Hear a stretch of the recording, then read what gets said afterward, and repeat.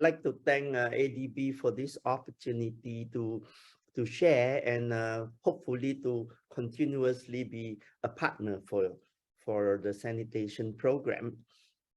So I will use a PowerPoint and I will explain the journey. And then after that, half an hour, we'll have a question and answer. So let me share the screen now. Okay. And also happy World Toilet Day soon in 2 days time. So I was a school failure and I couldn't study, so I got an honorary doctorate when this year when I'm 65, and I graduated with a master in public administration when I was 56. So I'm a really slow guy, you know, start very, very late. So today we're going to talk about how to create a massively transformative global movement. And whatever you learn from here on sanitation, you can do it in any other thing. You can do it for hunger, for energy crisis, for healthcare. It's the same. So sanitation was unspeakable, and so everybody in the development sector call it a water agenda. So I asked them, why did you call it a water agenda? Why can't you say shit, you know, toilets, poop, sanitation? They say, no, stop. If I say shit, nobody's going to fund me. I say water, I get funding. I say, so your problem cannot be solved if you don't say the words that's needed. It's like you're saying men, and then when you say men, you mean men and women, but then you never talk about women issue. So if you say water, you mean water and sanitation. Who's going to understand that you mean sanitation when you don't even say the word? They say, yeah, the problem is all about funding. If I don't get funding, I don't say it. So now unspeakable. And I went to whole world. I went to 61 countries to study everybody's toilet problem. Can you imagine people go to holiday to see Eiffel Tower? I go to holiday to see how people shit. So this is in Orissa, and every morning they do like that. So I wake up like 5:30 in the morning and I see this, right? And the woman is over the other side. I didn't take the photograph of me. And all this shit will spread disease with the flies, and then the rain come, it goes into the river and contaminated. And you know this problem, the diarrhea and all that. So around the world, about 2 million people die of diarrhea every year, and 40% of the world population didn't have a toilet at that time. So when you think about it, you flip it over, it's actually 1 billion toilet needed, and it's a big marketplace. But nobody is supplying it because it's an inefficient marketplace. So you have to start driving the demand. You can see a child here, a girl having diarrhea walking past me in Bangalore, and she took off her panties. You see, in a country like this, she very young, but can be raped because she's naked. And a lot of time when they are in open defecation, especially adolescent girls and women, they get raped every day, right? So this is ridiculous. And the children, they are shitting on the roadside because if they go down to the field, they get sharp objects. So they are doing this. And I'm taking all these photographs just by driving around. And so we started the World Toilet Organization because we have to shock the world. So we use a guerrilla marketing strategy called the WTO. That sounds like the World Trade Organization. And I was really happy if World Trade Organization will sue me. But unfortunately, they didn't sue me.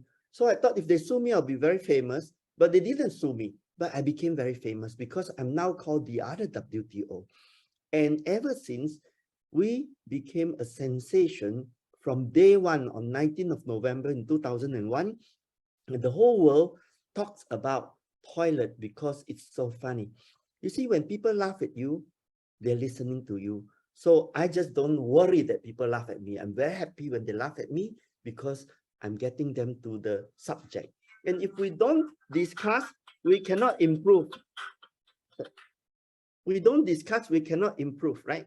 So we have to talk about it so that this will be a solution. So we started the World Toilet Summit in Singapore, 2001. Then we went on to Korea with Suwon, mayor of Suwon City. And then in 2003, we went to Taipei. And then 2004, we went to Beijing, prepare for the World Olympic. And then 2005 in Belfast, in Moscow. Can you imagine? Our connection to Moscow was the KGB, and they arrange us to have a meeting in the State Duma, and we went to see the space station Mir, right?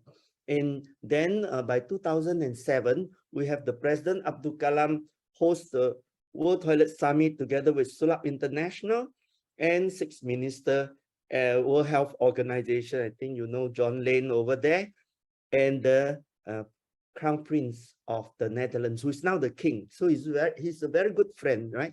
All the time he's supporting me. And when I was, this is the 7th year. So every year we have a World Toilet Summit, we have World Toilet Day, and the whole world media is like 3 billion outreach per year. And so the Crown Prince, William Alexander, he asked me, Jack, where are all your people? And I say, wow, you're looking at all the people because it's only me alone. And he said, how could that be? Alone? How do you get all this organized? I say, I asked them to pay for it. Everybody else has to do their part, right? I'm only the storyteller. And he was so amazed. He brought his wife, Maxima, Princess Maxima, who's now the queen. And we go together he was the UN Secretary General Advisory Board chair and was very, very supportive, even today, right? So we then went to Africa, South Africa, for the township and everywhere. In China, we went many times. We went to Hainan, went to Macau, Xi'an, Shanghai. So in Indonesia, it was in Solo City and in Kuching. So next year, we are actually hoping to go to Tokyo. And you might think that Tokyo have no problem. Well, toilet cleanliness is a very interesting thing. No matter how clean it is, the local people don't think it's clean enough. And Japan, on the other hand, has the highest toilet culture. And we want the whole world to go and learn how the Japanese turn from developing country to developed country to the highest toilet culture, and why cleanliness is such a high priority for health, for productivity, for quality of life, for dignity. So we have to continue to do this work so that people have some model to follow. Yeah, and so I have World Toilet Summit 2019 in the I'm happy about that. And so in 2019, before the COVID, we have the World Toilet Summit in Sao Paulo. 50% of all the sewage treatment, sewage are not treated, and they don't have money. So we propose to the Senate 2 months before in Brasilia, and we tell them that we need to pass a law for private-public partnership. The moment you pass this law, foreign investor will come in.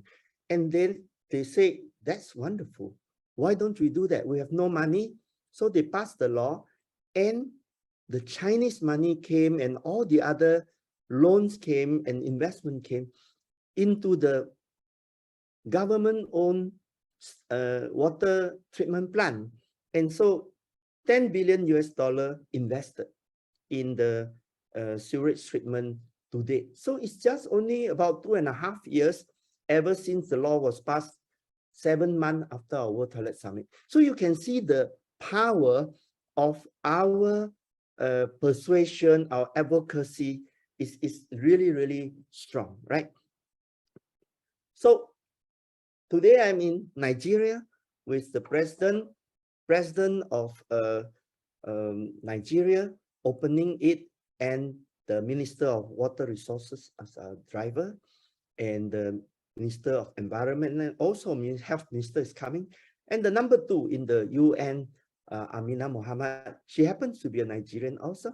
She's going to zoom in, and then myself. And this is very, very nice project, because now the Gates Foundation also sponsored this. We didn't plan their sponsorship, but when they came, we could invite all the officials from different states all to come and join, right? And along the way, President Clinton came to support. Time Magazine named me Hero of Environment. It's not like I want to be famous. It's that these things create legitimacy for us to make strong say safety for people to engage this subject. So the more we create this media legitimacy, the more people join us. Then Matt Damon start to promote World Toilet Day himself, and we're just glad that they keep coming, because he owns water.org. And then Gates start to invest in reinventing the toilet. And so if you can see what we do, we have unlimited resources because we have no money. It's the reverse thinking. Since we have no money, we use other people's money, other people's talent, other people's authority, time, power, brand, and we learn the skill, how to align all the aspiration into an ecosystem, so that we can ask them to mutually exploit each other. Forming an ecosystem is about mutual exploitation becoming collaboration. And if you collect a lot of mutual exploitation, collective selfishness becomes selflessness. This is a very high art. But once you master this, you don't have to worry about who gets the credit. Everybody gets the credit because they are all the champion. And you are the orchestrator. You are the facilitator. You don't need to shine. You have to make them all the champion. And why would they do it? The politician gets to win election. I'll explain to you later. So then I went to the United Nations and lobbied for the World Toilet Day, our founding day, to be a UN day. And after 10 months, having lunch, reception, dinner, coffee with first all the big blocs like the EU, 50 over countries, then the Forum of Small States, 100 over countries, then the big countries like China and Russia, and then the small countries. So some of the countries we couldn't find, but when we go to the UN, we already have 122 signatures. So out of 193 is more than half. And in fact, you know, how to create a UN day, that itself is a particular skill that I never had. So I went to look for a person called Kenzo Hiroki, who helped Prime Minister Hashimoto created the International Year of Sanitation. And once we got that done, then we started to promote the World Toilet Day, and we got unanimous confirmation from the all countries, and so it was a unanimous vote. And this is the first time Singapore history we have ever tabled a UN resolution all by ourselves. And with that onward, then all the solution for sanitation become official, and every country observe this. And this is why it's now very easy for us to open door, because like we come to Nigeria, we talk about it, and the Nigerian government immediately says, we want to host it, because they knew us even before we know them. And that helps a lot. Yeah. So people like Salman Khan start to help us on fundraising on national television. We have a lot of fun doing this work, by the way. Prime Minister Modi built 110 million toilet, won 2 landslide victory, and came to Singapore with this 2 flag photograph, very official. And this helps me when I go to India. I show this photograph, everybody say, okay, you are legit, right? And then we created 6 World Toilet Colleges in India, starting with Aurangabad and partner with Harpic, the bleach company. And then the Jay-Z and Coldplay perform for World Toilet Day, 80,000 free ticket in Mumbai. So this is done by global citizen, and they just tell us, hey Jack, we're going to do this, come. So can you imagine, when you create a movement, you do not need to raise funds. You make other people do it and you support them. So in China, President Xi Jinping has the toilet revolution. He became a champion because in 2004, we started the World Toilet Summit. And then by 2000 and I think about 6-7 years ago, he felt that this is very important and he became the champion. So you see, I changed clothing, right? And then we created rainbow school toilets. I raised funds for 15 toilet blocks, and now it's adopted by 215,000 for 215,000 schools by the Ministry of Education. So, you know, we don't have to do so many, we do 15, and they got 215,000 schools. So Japan last year was supposed to have World Toilet Summit, and I wrote my Japanese biography, sold 15,000 copies with PHP Institute, the largest publisher. And now they know, if anybody wants to know, they just buy a copy of this book and they can read in Japanese. And we hope next year to go back, because last year they canceled it because of the Winter Olympics was a failure and the COVID, right? Then before the Queen passed away, I got a Points of Light award from her, and lots of movies in India started with a toilet theme. And I also wrote my own movie for the Singapore comedy called Everybody's Business. Then my own movie, you can screen this, Mr. Toilet, the world #2 man, is going to be, it's already available. So you just have to pay $500 and you can screen it publicly. But if you watch it privately, I think it's only €450. And so the publicity went around in Cannes, in a lot of film festivals, and the Netflix one is coming up, still under negotiation. Last year, 20th anniversary, we have the World Toilet Day stamp by the United Nations. And so as you can see, in the last 21 years, 2.4 billion people got access, 193 countries celebrate. We broke the taboo. We also create about 3 billion audience per year. It's like one Gangnam Style per year, and 19 World Toilet Summit, and it costs us nothing. In fact, each of the toilet summit, they pay us $50,000 to have the rights to host it. Like Nigerian government paid me $50,000 this year.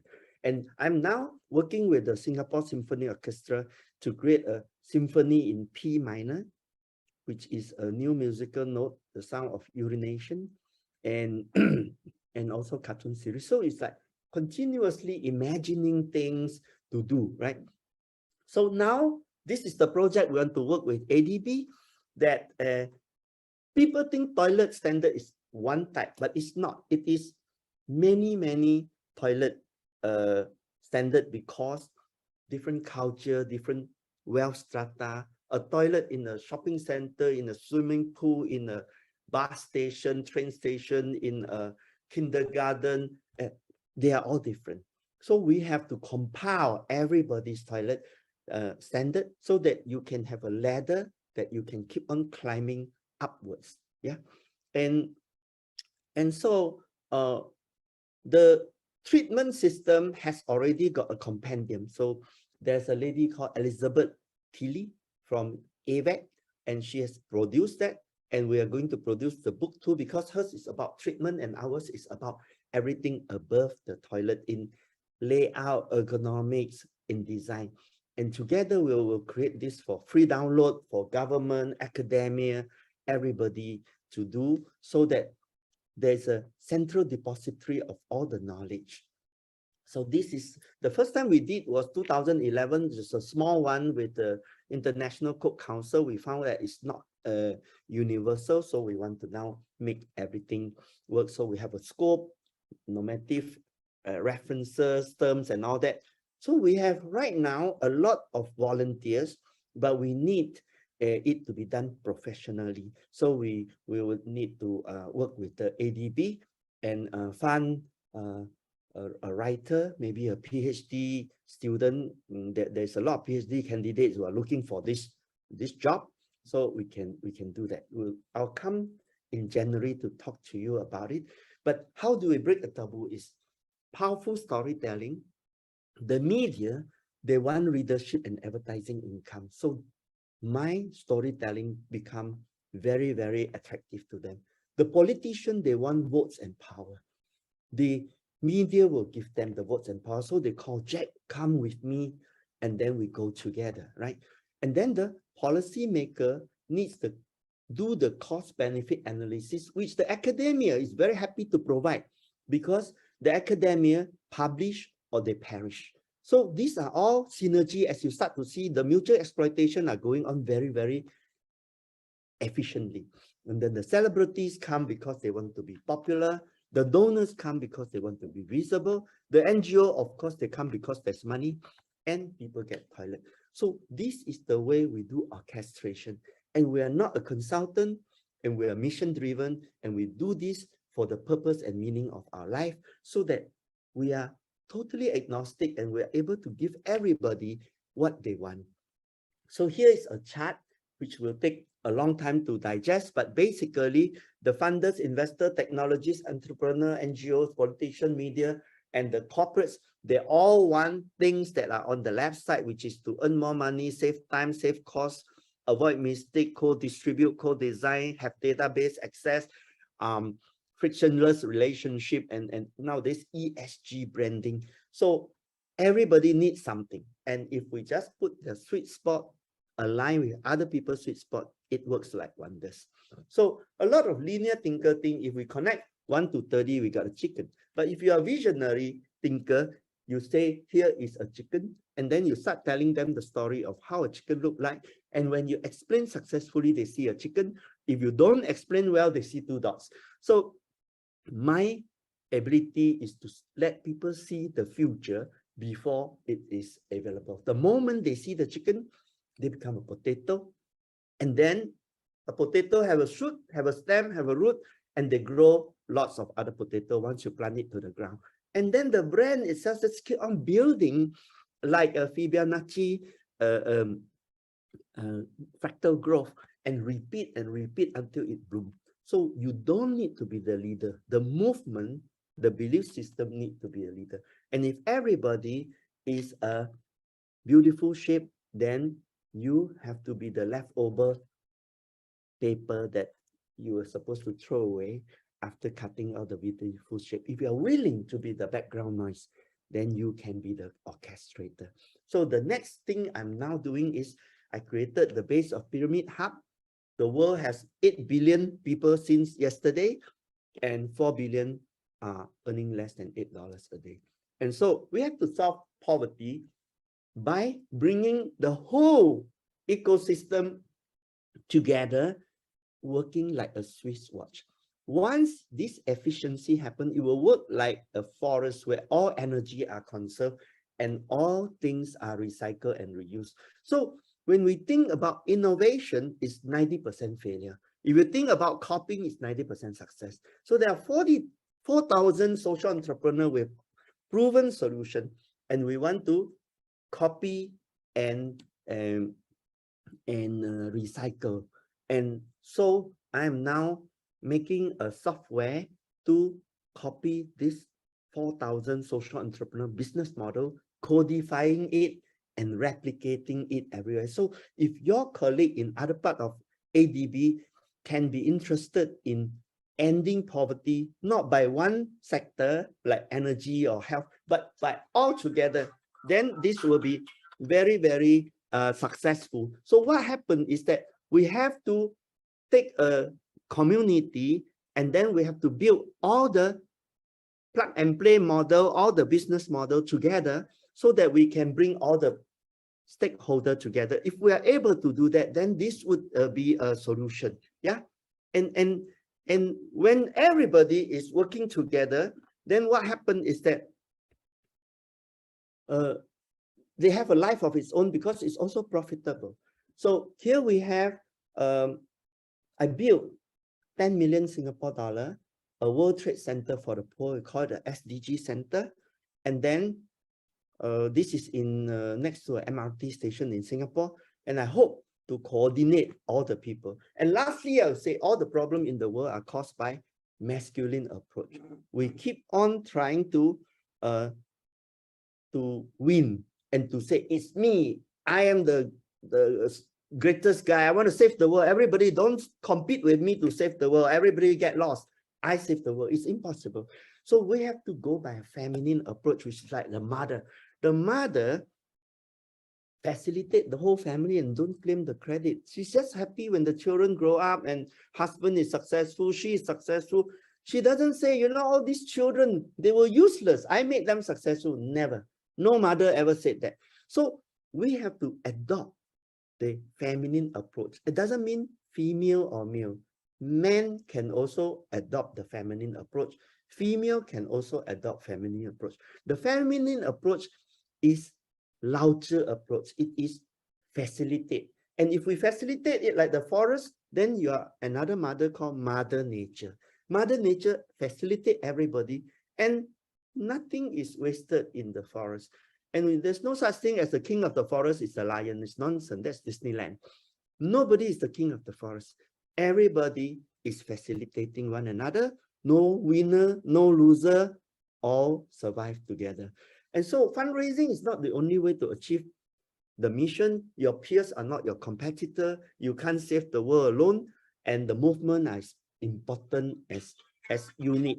And then if you are don't mind who gets the credit, then you can achieve a lot. And the last thing is that you're going to die. So your time is limited. And so you have to do as much as possible. So work with all your heart and energize everyone. Thank you. Thank you very much.